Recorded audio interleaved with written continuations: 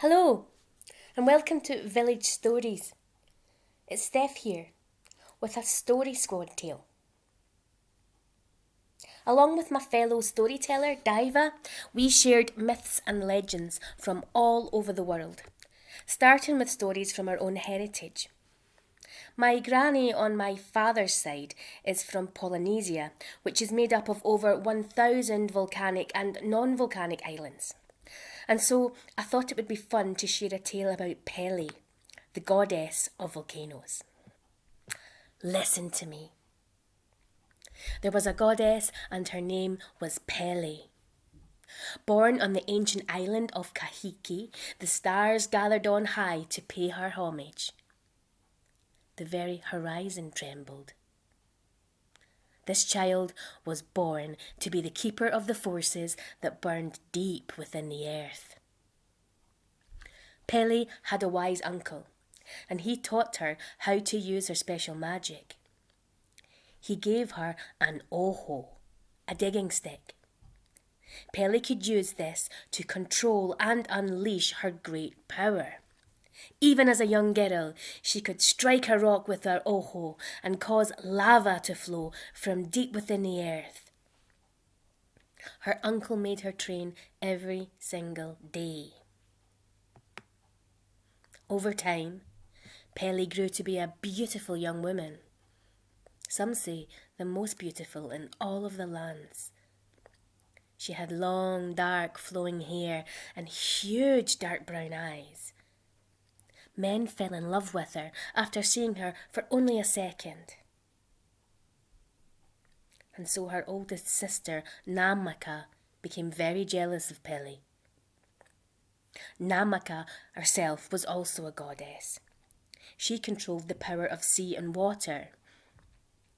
She would play petty tricks on Pele, soaking her to the skin with strong waves as she sat on the shore with her friends and admirers. Pele would pretend her sister's petty pranks were fun, but deep inside she was so sad, because she loved and respected her older sister. Their parents observed this sibling rivalry with great unease. When Pele felt sad, she would practice with her oho. But one day, she struck the ground carelessly with her digging stick. A huge crevice opened up. Boiling hot lava was freed from deep underground. It bubbled and flowed and spurted and gushed like a fiery river all over the island. Pele tried to stop it, but she'd not yet learned how to fully control her powers. The lava kept flowing furiously until it reached her sister's home and burnt it to the ground. Namaka was not hurt. She had fled to the deep seas when she saw her sister's magic unleashed, but she became fearful of Pele, and overcome with a blind rage, she sent a tsunami to destroy her. It hurtled towards the family island. Gigantic waves rose higher than the hilltops, blocking out the sun. The tsunami swallowed the family home. Pele and her mother and father and all of her siblings set off on canoe, only just managing to escape before the waves engulfed the whole island.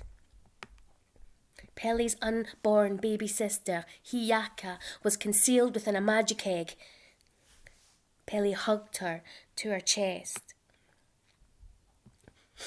After sailing for many hours, the ocean was finally quiet.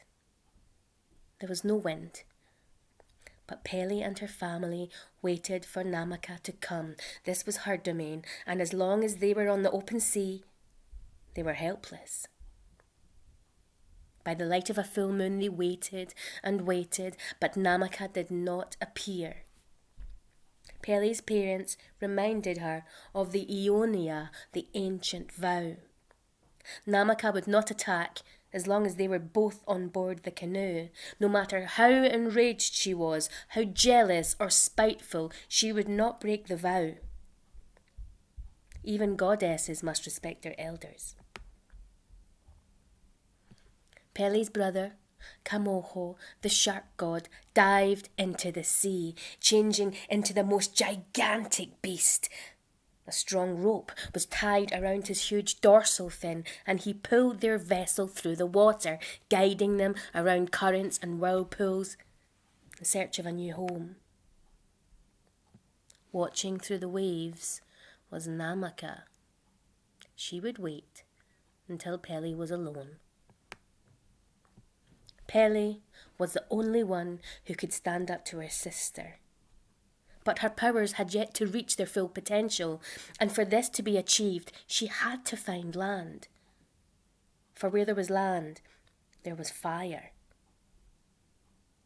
The first island they reached had no fire, only damp, wet soil, and so the family sailed on. On the second island, Pele dug her oho into the soil and created a deep bowl of flames. The flames smoked high into the sky, a powerful dancing streak from the sea.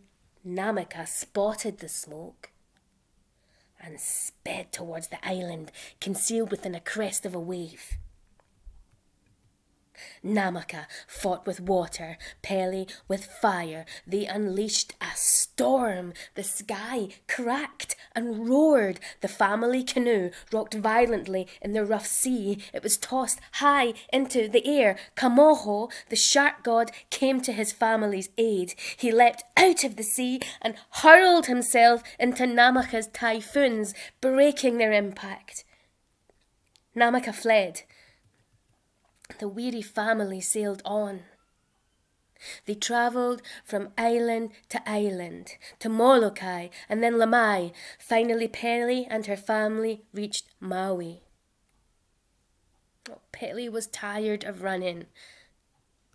Summoning deep courage, she struck her oho into the ground and set the earth fire free. Lava burst high into the air like a burning fountain. She screamed her sister's name out into the night sky.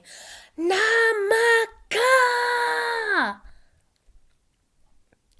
Pele dug a wide, fiery crater with flaming high walls. But Namaka overpowered her, extinguishing the flames with 100 feet waves. They battled and battled, each sister as defiant as the other, as determined as the other. But while Namaka and Pele battled above, the family created an escape route secretly underground, a passageway deep through the earth's core. Pele pretended to be scared of Namaka and ran from her through the fiery corridor, growing more and more powerful, absorbing energy from the inner earth. Pele and the lava became one. She reached her full potential as a force of nature and rose to the surface, burning like a giant red orb. She instantly dried up Namaka's waves. Namaka sizzled and smoked and disappeared. To this day, it is said if you travel to the islands of Hawaii, you may encounter Pele.